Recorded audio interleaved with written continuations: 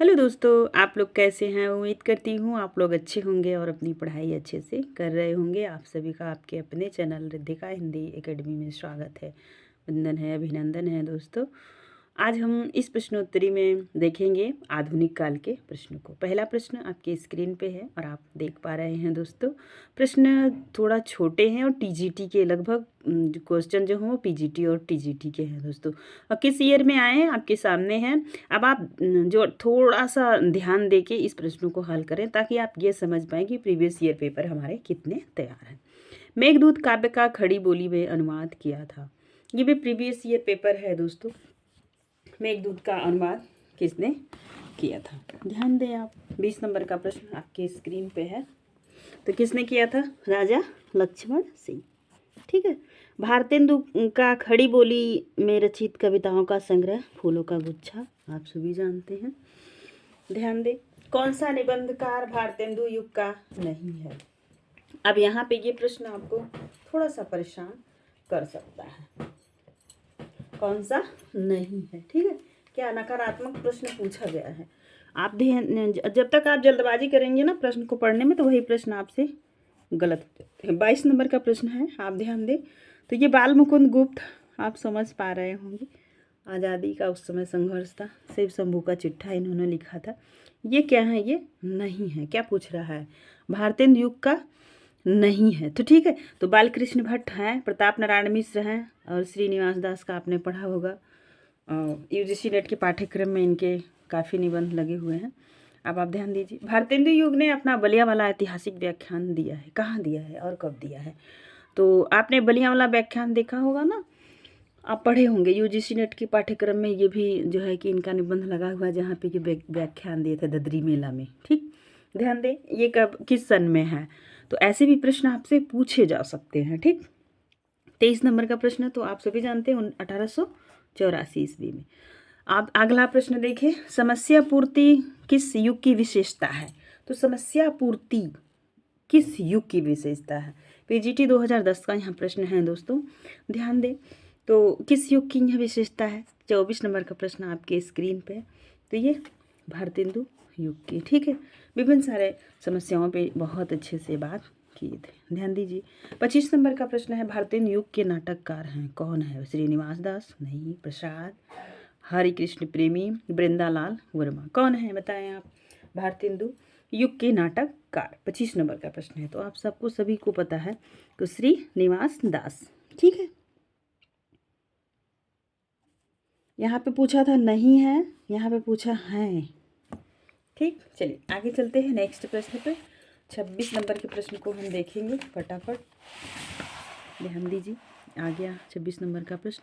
भारतेंदु युग का कौन कवि पुष्टि मार्ग में दीक्षित है? भारतेंदु युग का कौन कवि पुष्टि मार्ग में दीक्षित है? 26 नंबर का प्रश्न। तो ये आप सभी जानते हैं, भारतेंदु युग, क्योंकि इन्हीं के नाम से युग का नाम पड़ा है। 27 नंबर, गद्य रचना को एक कला के रूप में ग्रहण करने वाले, कलम की कारीगरी समझने वाले लेखक। ये भी प्रश्न मज़ेदार है, आप बताएं तो कौन है? बद्री नारायण चौधरी। शुक्ल जी के आप हिंदी साहित्य का इतिहास पढ़े होंगे और बहुत ही हिंदी जगत में महत्वपूर्ण है। गोविंद नारायण मिश्र, बद्रीनाथ भट्ट। ठीक है, आप सबसे परिचित हैं। अब देखिए 28 नंबर का प्रश्न को जल्दी जल्दी इसलिए करें दोस्तों कि सारे प्रश्न प्रीवियस ईयर हैं, आप इन्हें अवश्य लगाए होंगे, ये उम्मीद करती हूँ। 28 नंबर का प्रश्न, द्विवेदी युग का नामकरण किसके नाम पर पड़ा? तो आचार्य महावीर प्रसाद द्विवेदी। ये हजारी प्रसाद द्विवेदी भी बने रहेंगे, आपको ध्यान देने की ज़रूरत है कि युग का जो नाम पड़ा है वो आचार्य महावीर प्रसाद ही, क्योंकि ये इन्होंने जो है कि बहुत सारे सुधार काम किए समाज के हित में, और खासकर भाषा की जो त्रुटियाँ थी मात्रात्मक, उसको दूर करने का कार्य किया है।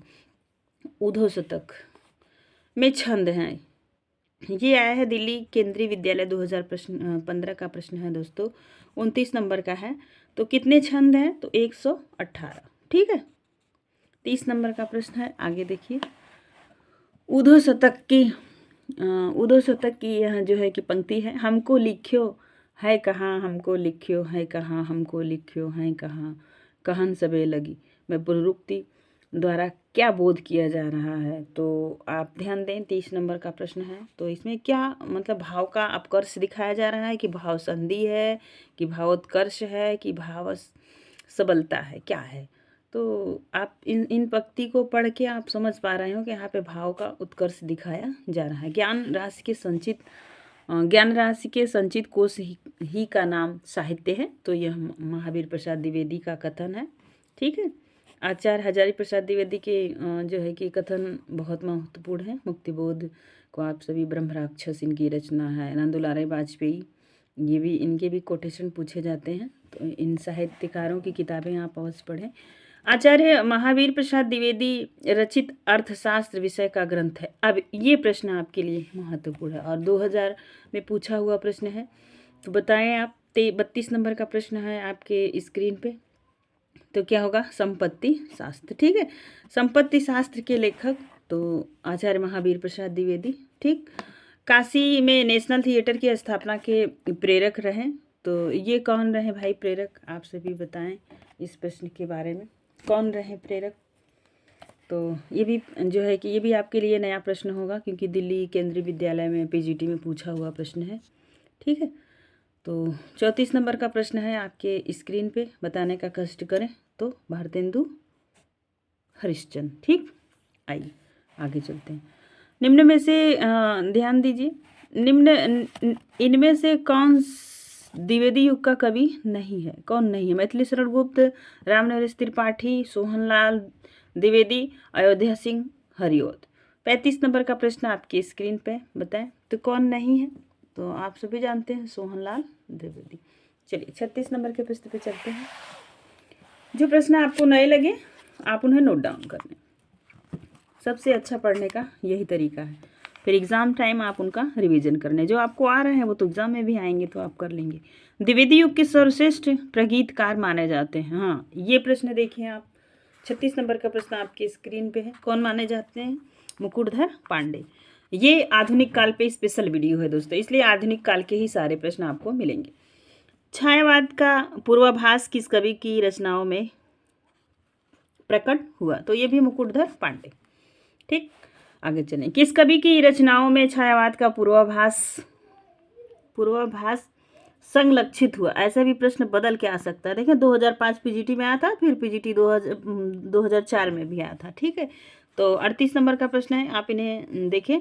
ये भी क्या होंगे? मुकुटधर पांडे। खड़ी बोली हिंदी का प्रथम महाकाव्य, तो परिप्रवास। ठीक है, इसमें छंद कितने हैं और इसके लेखक कौन है? आप सभी के माइंड में तुरंत क्लिक हो जाना चाहिए। 40 नंबर का प्रश्न देखें। अयोध्या सिंह उपाध्याय हरिवंश द्वारा लिखित काव्य ग्रंथ है, कौन सी है? पथिक, कनुप्रिया, वासव दत्ता और चोखे चौपदे। तो आप सभी को पता होगा इनके कौन से हैं भाई, जल्दी बताइए। 40 नंबर का प्रश्न, तो चोखे चौपदे। और इनके बहुत सारी रचनाएं हैं और बार बार पूछी जाती हैं परीक्षा में। ठीक है, वैदेही वनवास नामक काव्य लिखा है, तो वैदेही वनवास भी कौन लिखा है भाई? 41 नंबर का प्रश्न, तो ये भी अयोध्या सिंह हरिओत। ठीक, आगे चलें। गोल्ड स्मिथ की कृति ट्रेवलर का अनुवाद किसने किया है? तो रामचरित उपाध्याय, रामनरेश त्रिपाठी, श्रीधर पाठक, ठाकुर गोपाल शरण सिंह। किसने किया है? तो ये भी आपको सभी को पता है, 42 नंबर का है। तो इसका भी क्या होगा? श्रीधर पाठक। खड़ी बोली में प्रथम महाकाव्य परिप्रवास के रचयिता हरिओद जी। ठीक, खड़ी बोली हिंदी का प्रथम महाकाव्य, ऐसे भी प्रश्न आपसे पूछा जा सकता है। खड़ी बोली हिंदी का क्या होगा? प्रिय प्रवास। ये भी देखिए जीसी नेट में भी ये प्रश्न पूछा हुआ है जो आपके सामने है। दिवस का अवसान समीप था, गगन था कुछ लोहित हो चला, तर शिखा पर थी अब जब राजती, कमलिनी कुल बल्लभ की प्रभा। यह पंक्ति किससे ली गई संबंध है? तो ये परिप्रवास में ही है। ठीक है, अब आगे एक प्रश्न और आप देखें। द्विवेदी युग की कविता है, तो क्या है? ध्यान दीजिए। उपदेशात्मक, इतिवृत्तात्मक, प्रकृति चित्रात्मक, नवजागरण परक, नारी चेतना।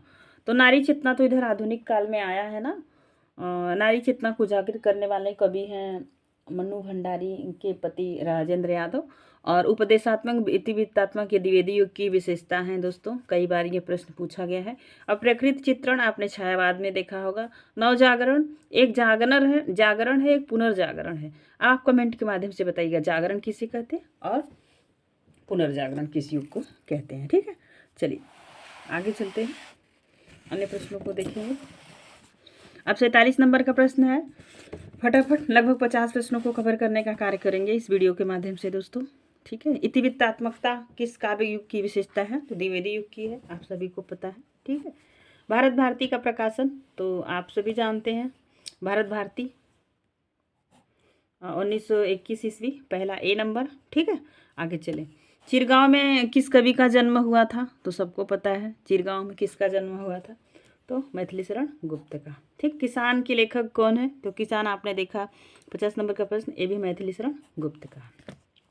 रंग में भंग नामक काव्य कृति के रचयिता? भिखारीदास, मलुकदास, तुलसीदास, मैथिली शरण गुप्त। तो रंग में भंग बताएं किसका है? तो यह है भिखारी दास का। मैथिली शरण गुप्त द्वारा रचित जयद्रथ वध क्या है? तो यह क्या है? महाकाव्य है, प्रबंध काव्य है, खंड काव्य है, इनमें से कोई नहीं। तो 52 नंबर का प्रश्न, ये क्या है? खंड काव्य है। हाँ, महाकाव्य उसको कहते हैं, एक बार आप समझ लीजिए, महाकाव्य उसको कहते हैं जहाँ पे जो है कि नायक के जन्म से लेकर उसके जीवन की बहुत सारी घटनाएं हो, महाकाव्य होता है। खंड काव्य जैसे नायक की सिर्फ शादी का वर्णन हो, नायक के सिर्फ बचपन का वर्णन हो, तो ये खंड काव्य हो जाएगा। ठीक, आगे चलिए। साकेत महाकाव्य का सर्वाधिक मार्मिक सर्ग है, तो आप सभी जानते हैं कौन सा है, बताएं। 53 नंबर का प्रश्न है, तो नवम सर्ग, कई बार पूछा जाने वाला यह प्रश्न है। साकेत की कथा का मुख्य संबंध किसके चरित्र विकास से जुड़ा हुआ है? राम और सीता, भरत और मांडवी, लक्ष्मण और उर्मिला, लक्ष्मण और सीता। तो क्या होगा? बी, लक्ष्मण और उर्मिला। ठीक है, आगे चलते। मैथिली शरण गुप्त ने इतिहास के अपेक्षित नारी पात्र को निम्न पुस्तक में प्रतिष्ठित किया? भारत भारती, रंग में भंग, साकेत, द्वापर। 55 नंबर का प्रश्न है आपकी स्क्रीन पे, तो किसको जो है कि यहाँ पे लाने का कार्य किया है, बताइए। तो ध्यान दीजिए, उपेक्षित नारी का। ठीक है, तो आप साकेत में देखेंगे। वैसे जल्दबाजी में भारत भारती लगा सकते हैं, क्योंकि उस समय के कवि देश संघर्ष में था, तो उस तरीके की उत्तेजना भरी कविताएं लिखते थे। वैसे द्विवेदी युग की हर कविता आपको एक अच्छा सा बिंब समझ में आएगी, प्रतिबिंब बनता है जब आप पढ़ते हैं। जैसे आपने देखा होगा इनकी कविता जो है कि अरे माखनलाल चतुर्वेदी का मुझे फूल वाला, मुझे तोड़ लेना, पथमाली उस पथ पर तुम फेंक देना, ये कविता। ठीक है, ध्यान दें। द्विवेदी युग के संपूर्ण प्रातिनिधिक कवि कौन थे? तो बताएं कौन थे? तो ये मैथिली शरण गुप्त। ठीक, छायावाद शब्द का सर्वप्रथम प्रयोग किस आलोचक ने किया था? तो छायावाद शब्द का प्रयोग किस आलोचक ने किया था? मुकुटधर पांडे। ठीक, 57 नंबर का है, तो 57 नंबर का प्रश्न है आपकी स्क्रीन पे। और आचार्य रामचंद्र शुक्ल, नामवर सिंह, हजारी प्रसाद द्विवेदी। उम्मीद करती हूँ आप सबको पढ़ लिए होंगे। अब हम यहाँ पे अब कर रहे हैं फटाफट प्रैक्टिस। ठीक, आधुनिक काल के सारे ये प्रश्न हैं, तो आपको एक जगह मिल जाएंगे कितने प्रश्न अब तक पूछे गए हैं। ऐसी प्रश्नोत्तरी नित्य आपको चाहिए तो आप कमेंट के माध्यम से ज़रूर बताएगा। हम जो है कि सारे प्रश्न एक एक, जैसे आदिकाल के लिए हैं, फिर जो है कि भक्ति काल के लेंगे, फिर हम रीतिकाल में किए, फिर हम आगे छायावाद। ठीक है, आधुनिक काल पे। ठीक, अब ध्यान दीजिए। छायावादी युग के प्रवर्तक किसे कहा जाता है? तो आपको सभी को पता है, अब इसमें भी मत है। तो प्रवर्तक किसे कहा जाता है? तो ज़्यादातर लोग किसको मानते हैं? तो ज़्यादातर लोग जयशंकर प्रसाद को मानते हैं। ठीक है, छायावादी की पहली रचना मानी जाती है तो झरना, आपने बहुत बार पढ़ा होगा। ठीक है, लहर, ये कमायनी, सब इन्हीं की रचना है जयशंकर की, लेकिन झरना मानी जाती है। आधुनिक काल की किस काव्यधारा में रहस्यवाद की भावना पाई जाती है? तो ये भी छायावाद की विशेषता है। ठीक, चित्रात्मक भाषा एवं लाक्षणिक पदावली किस युग की कविता की विशेषता है? तो छायावाद की है। बिंब, आपने महादेवी वर्मा को पढ़ा होगा ना, वेदना की कवित्री हैं महादेवी वर्मा। छायावाद में वक्रता का वैभव मिलता है प्रसाद की काव्य में निम्नलिखित में से किसका उत्कर्ष मिलता है? तो 62 नंबर का प्रश्न है, फिर से पढ़ें। छायावाद में वक्रता का वैभव मिलता है प्रसाद की काव्य में निम्नलिखित में से किसका उत्सर्ग मिलता है? उत्कर्ष का किसका मिलता है? विदग्धता का, अभिव्यंजना का, चमत्कार का, चारुता का। 62 नंबर है, 62 नंबर का प्रश्न है, और आप ध्यान देंगे तो आप जान पाएंगे अभिव्यंजना का। ठीक है, जयशंकर प्रसाद की कमायनी की भाषा है तो खड़ी बोली है। ठीक, 63 नंबर का प्रश्न है, सदुक्कड़ी कबीर की भाषा है, ब्रज रीतिकाल में चलती थी, अवधि आपने पढ़ा है रामचरितमानस अवधि भाषा में है। ठीक, चलिए। कमानी को छायावाद का उपनिषद किसने कहा? तो शांतिप्रिय द्विवेदी। ठीक, आगे चलते हैं, फटाफट प्रश्नों को कवर करेंगे। जयशंकर प्रसाद की किस कृति को पहले ब्रजभाषा में तथा बाद में खड़ी बोली में रूपांतरित कर दिया गया? तो ये भी आप सभी को पता होना चाहिए। ये प्रश्न थोड़ा सा आपको परेशान कर सकता है, ठीक है। झरना, झरना को पहले क्या किए थे? पहले प्रसाद जी ब्रजभाषा में किए थे, बाद में उसको क्या किए? रूपांतरित कर दिए, ठीक। चलिए ध्यान दीजिए। सॉरी दोस्तों, प्रेम पथिक होगा, झरना नहीं, ठीक। झरना को छायावाद का अभी ऊपर आपने पढ़ा था ना, झरना को छायावाद का वो कहते हैं मैनिफेस्टो। चलिए आगे चलते हैं। आंसू क्या है? मुक्तक काव्य का संकलन है कि अतुकांत काव्य है, प्रबंध काव्य है, कि इनमें से कोई नहीं? आंसू क्या है? तो ये भी आपको पता हो गया है, विरह काव्य है, ठीक है। इसमें कवि की इतनी वेदनाएं हैं, आप पढ़ेंगे तो आप वास्तव में समझ पाएंगे। तो ये क्या है? इनमें से कोई नहीं, ये विरह काव्य है आंसू, ठीक। तो ये प्रश्न था कि तो आप बताएंगे इनमें से कोई नहीं, ठीक। पूछ रहे हैं ये मुक्तक का, प्रबंध का, ये नहीं है। ध्यान दीजिए।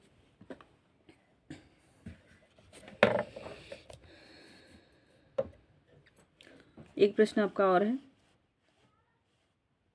निम्नलिखित में से किस कृति का लेखक जयशंकर प्रसाद नहीं है? तो आपने देख लिया होगा, कानन कुसुम भी है, ध्रुवस्वामिनी भी है, तितली भी है, तितली रावती, ठीक, इन्हीं की रचना है। ध्रुवस्वामिनी इनके जो है नाटक है, और इसमें बहुत सारे नाटक हैं, ठीक। ध्रुवस्वामिनी अंतिम है, याद रखिएगा। तो चारुचंद लेख, कमेंट करके बताइए चारुचंद किसका है। चलिए आगे चलते हैं, नेक्स्ट प्रश्न पे चलेंगे, और यह प्रश्न होगा 68 नंबर का प्रश्न। ज़्यादा से ज़्यादा प्रश्नों को कवर करेंगे दोस्तों, ध्यान दीजिए। निम्न में से कौन सी कृति जयशंकर प्रसाद की नहीं है? तो झरना भी है, कानन कुसुम भी है, कानन कुसुम भी है, झरना है, कमायनी है। तो क्या है? दीपशिखा किसकी रचना है? बताएं आप सभी, ठीक है। चलिए आगे चलते हैं। निम्न में से कौन सी रचना महादेवी वर्मा की नहीं है? यामा, दीपशिखा, आंगन की पार द्वार, नीरजा। तो आप सभी जानते हैं आंगन के पार द्वार इनका नहीं है, ठीक है। निहार की रचना किसने की है? तो महादेवी वर्मा ने। महादेवी वर्मा का प्रथम काव्य संकलन है दीपशिखा, यामा, निहार, रश्मि। क्या है? 71 नंबर का प्रश्न है। तो क्या है? निहार।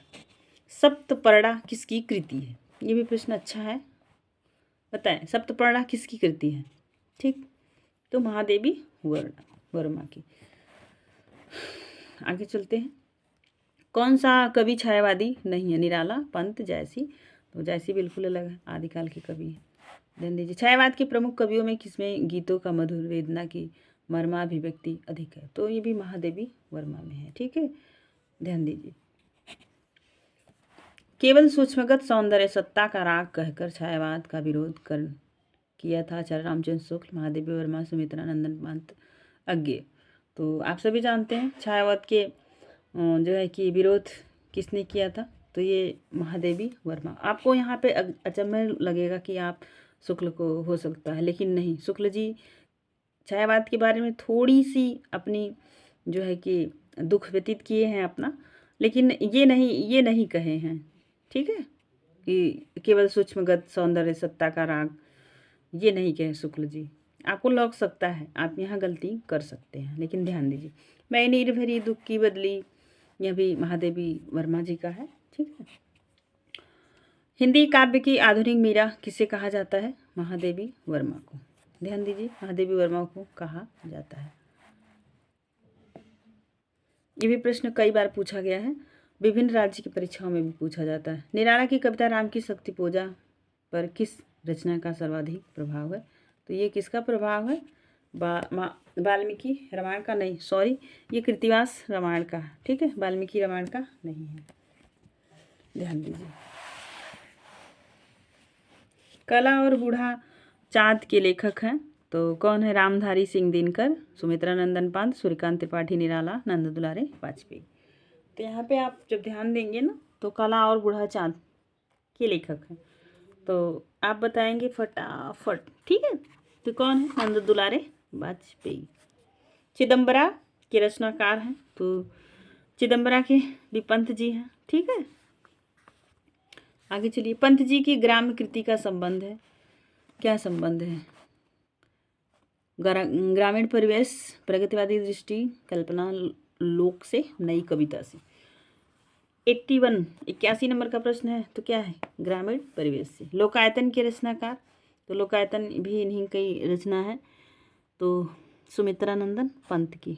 ठीक है, ये आगे चलिए। पंत की पहली रचना है। हाँ, ये प्रश्न थोड़ा सा परेशान कर सकता है। अब आप पढ़ेंगे, सब तो पढ़ लीजिए, कौन सा प्रश्न ऐसे ही प्रश्न परीक्षा में पूछा जाता है, तो ध्यान दीजिए। पंत की पहली रचना, ठीक है, तो गिरजे का घंटा। अरविंद दर्शन से प्रभावित हिंदी के कवि हैं। हाँ, ये भी आपसे पूछा जाता है कि कौन किससे प्रभावित है, कौन शैव से और कौन अरविंद दर्शन से, तो कौन बौद्ध दर्शन से। ठीक है, लास्ट में कवि अपने जीवन के अंतिम क्षण किधर जाना चाहा है, वही आपसे प्रश्न पूछा जा रहा है। अरविंद दर्शन से प्रभावित हिंदी के कवि। 84 नंबर का प्रश्न है, तो सुमित्रानंदन पंत। अपने काव्य जीवन के उत्तर में अरविंद दर्शन से प्रभावित कवि, तो ये पंत जी थे। ठीक है, आगे चलेंगे। निम्न में से कौन सी रचना महाकाव्य नहीं है। कामायनी, प्रियप्रवास, साकेत, पल्लव। ये तो आप दोनों जान रहे हैं, दोनों महाकाव्य की श्रेणी में आते हैं। नहीं पूछ रहा है, ठीक है, तो नहीं में क्या होगा, पल्लव। हिंदी साहित्य में महाप्राण किस कवि के लिए प्रयुक्त होता है, तो महाप्राण निराला जी के लिए।